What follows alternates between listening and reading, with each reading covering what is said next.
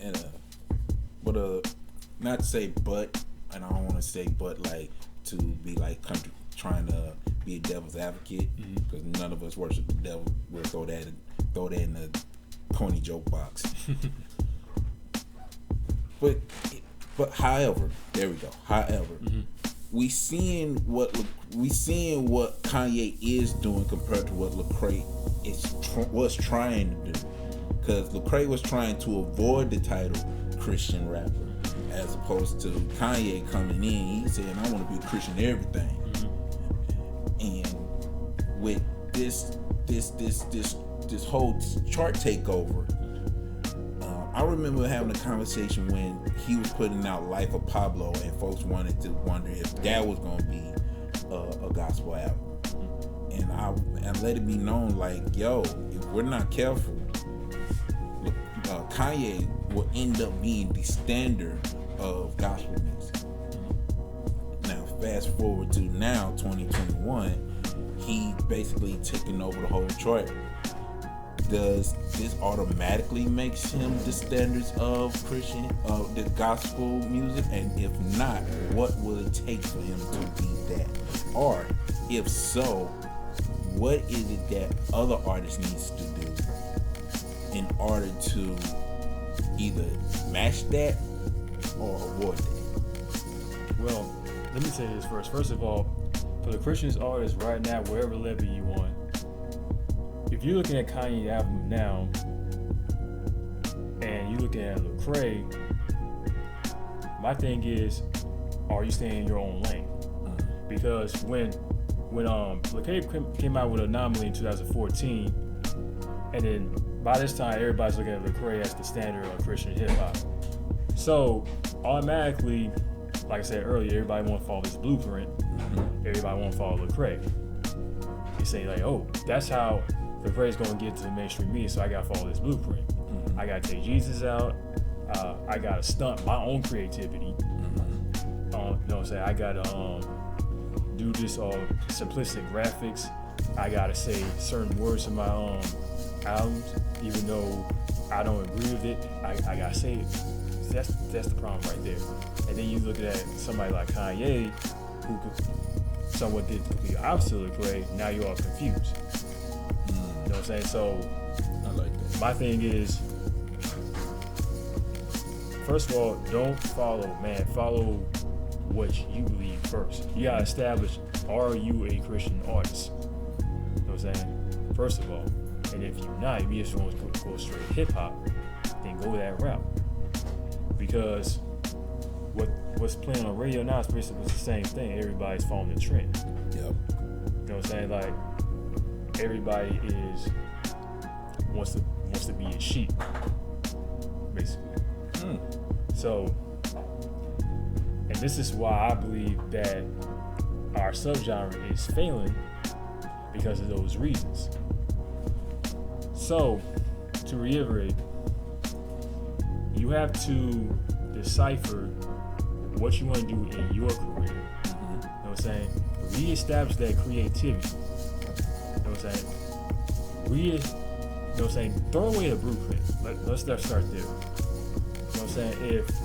If it doesn't fit what you want to do, don't do it. You know what I'm saying? Because you want to establish yourself as an artist 10, 20 years from now. I haven't said this on my Twitter.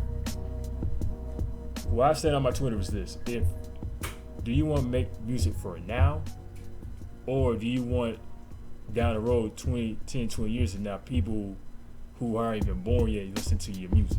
You know what I'm saying? That's what it should be about. So I like that. But based upon that answer, what would be the cause of folks not, at least when we start listening to Christian hip hop, what was probably the cause of folks not thinking 20 years later when it came to that music? Would it be like they was thinking about now reaching the people of lost now, or was it only because what was popular now at the time would be beneficial now until that stuff, because they probably didn't expect to last. Lecrae probably didn't expect to last this long. Probably Flame and the rest of them didn't expect to last this long. What would probably be the cause of folks? What would be the cause of a subgenre like Christian hip hop to not think 20-some years later when it came to the music? Oh yes, and why, as the listener, as the customer, why would they wouldn't listen to a song that's created now, 20 years from now? That, alright, see you, champ.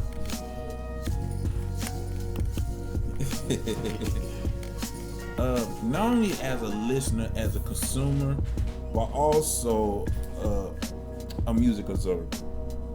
Like in your case, you will be considered a music critic.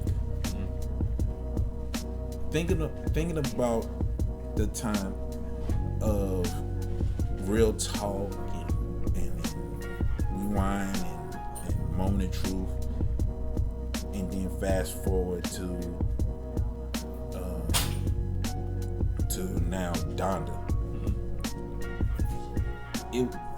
What from those perspectives, not just a consumer perspective and a listener, but also a music critic, compared to back then to now, I'll probably have to rephrase this question like this. As a consumer, did you expect this genre to last this long? But at the same time, as a critic, what will be the evolution degree from at that time to now when it comes to the subgenre known as Christian hip hop? I think it goes back to the mindset. Like, if you know your music is for Christians, then that's who you're gonna stay with. That's who's gonna listen to your music. Now, the more you deviate from that, just expect that you're gonna get some criticism. You know what I'm saying? People are going to evaluate your music any way, shape, or form. Like, some people give it a thumbs up, some people may give it a thumbs down. And then when you see them comments on your album via social media, and people put you in a category, you can't get mad at that. Right. You know what I'm saying? Like, which I believe that's why a lot of people want to get away from titles. But the thing is, you're not going to get away from that title or any title.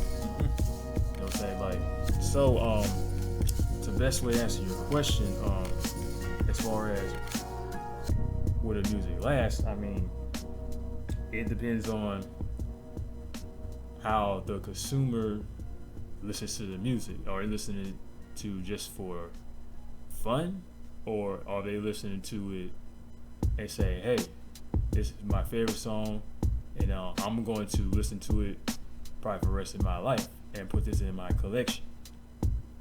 So in other words, it's the difference between just enjoying the music versus this particular music does more than just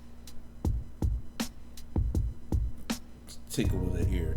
It's like it ministered to me, you know. Kind of like, I'll say this, kind of like Drake's new album. To be honest with you, after I got to the A track, I turned that off. Because I already knew that album was made for short-term availability. That album, yeah, people are going to play. It's going to get a lot of streams. But after I say like a month or two, people won't start listening to it. And it probably won't get brought up again until like I said, maybe 5-10 years later when it's a meme. You know what I'm saying? Like, you can't transfer that over as an NFT. You know what I'm saying? You can't make memorabilia out of it. It's not a timeless classic. Matter of fact, it's repetitive, repeating the same topics. Where as far as Donda, I got a lot out of it because every time I wake up in the morning, that's the first thing when it comes to listening to music in my car on my way to work, I throw on a Kanye news album because he's saying some things that really caught my attention, and then when I listen to it again, I get something new out of it. So you gotta ask yourself as a consumer, as a critic like myself who has a YouTube channel, who do reviews. Check it out when you get a chance. Mm-hmm. When you critique these songs, are you really telling your audience that is this something I'm going to listen to over and over again, or is this something I'm coming back to, or is this not up to par? Before you continue on, you mentioned Dre. Now, folks only going to mention two Dre's, Dr. Dre and 3 Stack. If you want to, can you bring a clarification of what Dre you're talking about? I said Drake. Thank you, because I thought I heard Dre. I didn't hear the K and E part. That's my fault. But Drake is definitely a good example of an artist that continued to be consistent. Although his music, I kind of stopped listening to him after his first project. Wow. Yeah, because to me that first project was all like, I'm here to take over. I'm about to become the greatest MC of all time, of my time, and then all of a sudden, yeah. See, that's what I'm talking about. Because somewhere around the way, some marketer or promoter, not promoter, what's that? PR firm probably got in this here and say, hey, if you want to stay relevant, you gotta follow this blueprint. You gotta do this. Which again, that stifles creativity. Which, that may be good for you short term. Long term, not so much. Because it's going to not necessarily bankrupt you, but it's not going to make you that much money down the road. You know what I'm saying? It's definitely not going to get people to remember you because they can listen to the same type of topic from another artist. You know what I'm saying? So, which is true, because it definitely, if you can find a Drake, then you either get a Yellow Breeze or how about I say it? And there's many other artists that does melodic rap nowadays, thanks to Drake. But dealing with Christian artists, especially the ones that we know, as well as artists that you put on your channel. And you mentioned to throw away the blueprint. Do that occur to all artists or just the ones that's coming up? All artists.